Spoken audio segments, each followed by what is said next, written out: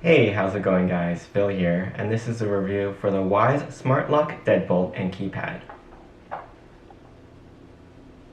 In the box, you'll receive the interior lock unit, instruction manual, 4 AA batteries, plug-in gateway, combo Allen wrench screwdriver, mounting hardware, and adjustable universal mounting plate. Note that this device does not come with its own deadbolt latch, since it's designed to retrofit your existing manual deadbolt to make it electronic and smart. The optional keypad, sold separately, comes with 2 AA batteries, mounting plate and hardware, and a set of installation instructions. This is the main lock unit. It measures 4 3/4 inches long, 2.5 inches wide, and 1 1/4 inch thick. The exterior is all metal, while the electronics housing is plastic and attaches to the mounting plate via 2 screws. The center hole is for the tumbler pin. The thumb turn on the front turns vertical or horizontal to lock and unlock the deadbolt. At the bottom, there's a small notch for you to grasp the front plate and remove the cover, which is held on by 4 magnets in the corners. Inside is the battery bay that requires 4 AA batteries, 2 on each side, and the QR code in the middle is a link to download the mobile app for setup. To install the lock, first place a strip of tape over the outside keyhole portion of your existing deadbolt to prevent it from falling out.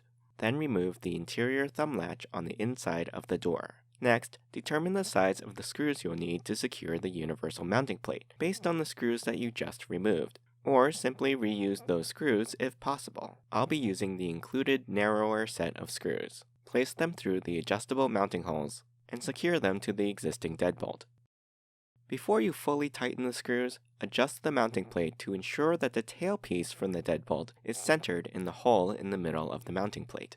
You can adjust the screw positions up and down within their sliding channels, and don't worry if they're not both in the same spot on the sliders, as long as the tailpiece is centered and the plate is level. Now, determine which rod connector you'll need to use based on the shape of the tailpiece rod. For my quickset lock, I'll need to use the green D-shaped one. Place the connector on the tailpiece with the smooth side in, notched side out. If your deadbolt is unlocked, make sure the thumb turn is horizontal. If the door is locked, ensure that it is vertical. Then place the lock over the mounting plate until it sits flush with the door. Next, tighten the 2 pre-installed screws inside the battery bay. To install the batteries, you'll need to flip up the locking tabs on both sides, and place the lower batteries in first, then the upper ones, and lock the tabs back in place. The status LED will flash green and the unit will beep. You'll need to download and install the Wyze app to complete setup of the lock, and use of the app requires registering an account. After logging in, tap the green Add New Device button in the middle of the screen, choose Home, then Wyze Lock. We'll first need to plug the included gateway in a nearby outlet within a few feet from the door if possible. The light on it should flash red and blue when it's ready to pair. You'll need to allow location permissions and have Bluetooth turned on in your phone as well. On the next screen, select your gateway, then choose your home Wi-Fi network and enter its password. Finally, give the gateway a name, and then you can move on to lock setup. Since we've already installed the lock, we'll skip through the instructions here. Now press and hold the pair button just below the LED in the lock until the unit beeps, and the light should start flashing green. Then tap Continue. After a few moments, you should see a Connection Successful screen, and you can move on to calibrating the lock. The first step is to close the door and manually lock the deadbolt by turning the thumb latch. Next, unlock the door and open it wide enough to walk through, and tap Continue. Then close it until it is slightly ajar and tap Continue. Finally, close the door and lock it manually and tap Finish. The motor will unlock and lock the door to determine the range of the thumb turn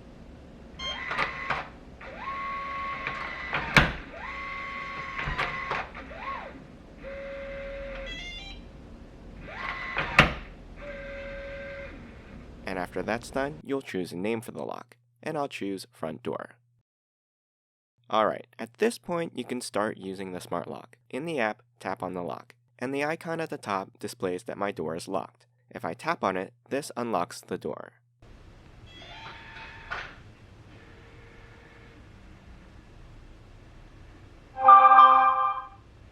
if I go and open the door, you'll see the status in the top right corner change to open, and that event will show up in the timeline.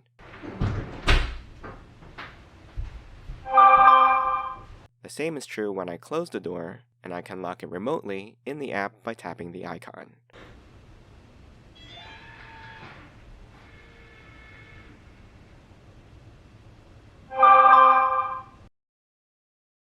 In the settings, here you can enable notification for the different events. But if getting a pop-up every time your door is locked, unlocked, open, or closed seems bothersome, you can always turn some or all of them off. There's an auto lock feature that will use the door position to lock the door after it has been closed following a preset amount of time, from right away up to 1 hour. Note that disabling door position detection also disables auto locking. Trash mode temporarily disables the auto-locking feature so that the door won't lock behind you. Sometimes this is called passage mode. Simply unlock, relock, and unlock the door again, pausing briefly between operations, and the lock will beep to confirm the mode is active.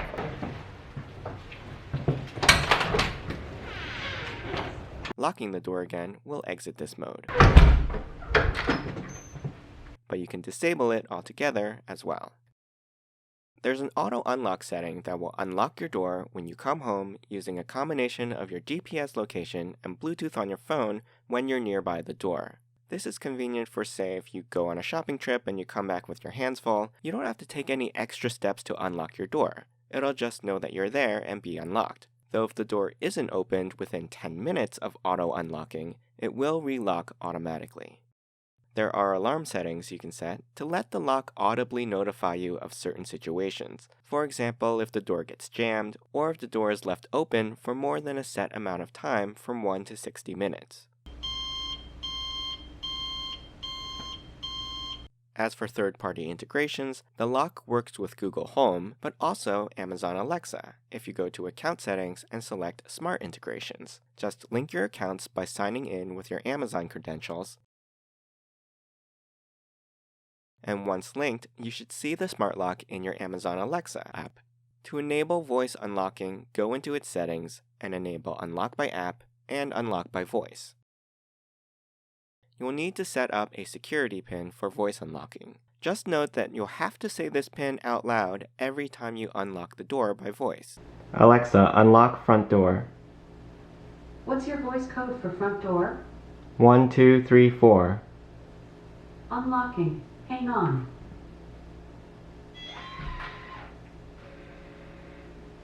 The front door is unlocked. But not when you lock it. Alexa, lock front door. Locking. Hang on. The front door is locked. You can share the lock with other Wyze users if you want them to have persistent unlock access. Or, if you have the optional keypad, you can set up guest codes. So let's set that up now. This is the keypad. It measures 3.5 inches long, 1.25 inches wide, and 1 inch thick. There are 10 rubberized numeric keys, 0 through 9, and a lock and unlock button at the bottom. There's also a status LED at the top. On the back, the catches here will slide into the metal mounting bracket and lock into place. At the top is a catch release for the battery bay door, and the back simply lifts off. You'll need to install 2 AA batteries, which are included. To pair the keypad with the lock in the Wyze app, tap on the lock, then the setting icon in the top right, and select Keypad Settings. Then tap Add a Keypad. I'll skip the installation guide for now and just go through the setup. First, you'll need to press and hold the lock button until the keys start flashing green. I've got the lights off because the color can be pretty subtle. Then tap Next. The unit should beep, then prompt you to create a 4 to 8 digit passcode for the lock. Keep in mind that after you create a passcode, you won't be able to view it again in the app, so if you forget it, you'll need to erase the code and reset it. So let's test it out. I'll put in the code and press unlock.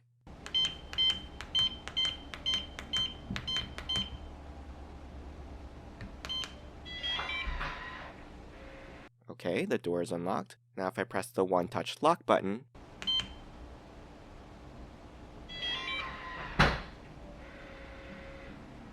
the door locks, and the notifications on my phone reflect these two events we just tried out. When creating guest codes, you can restrict them to one-time use, temporary with a specific start and end time and dates, or recurring on a weekly basis on certain days within a specified time interval. Just note that for recurring schedules, you can only choose one time window across all the days selected per code. The other neat thing is that you can mask your entry code by entering random digits before and/or after your code, up to 20 digits total.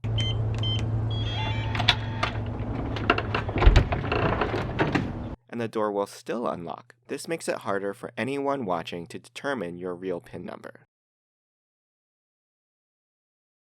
What I like about the Wyze lock is that it retrofit the deadbolt that I already have installed with no modifications to my door and kept the keyed portion on the outside of the lock. So as you can see, it still allows me to use the key as emergency backup to unlock and lock the door, which is useful if I don't have my phone on me, forget the passcode, or if the batteries in the lock go flat. You don't have to worry about that too often though, as the batteries are supposed to last about 6 months.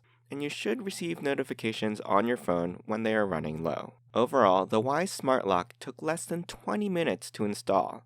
It's easy to set up and use, and has a number of convenient features that help us secure our home and allow access to guests remotely with or without specified restrictions. With the keypad, they won't need a smartphone to get in. For truly keyless entry, you do have to remember to keep the doorknob of your door unlocked, or replace it with one that does not have a lock to prevent an accidental lockout. I hope you enjoyed this review. You can ask me any questions in the comments. I'll put a link to the product in the description below. Don't forget to subscribe to my channel and join me next time.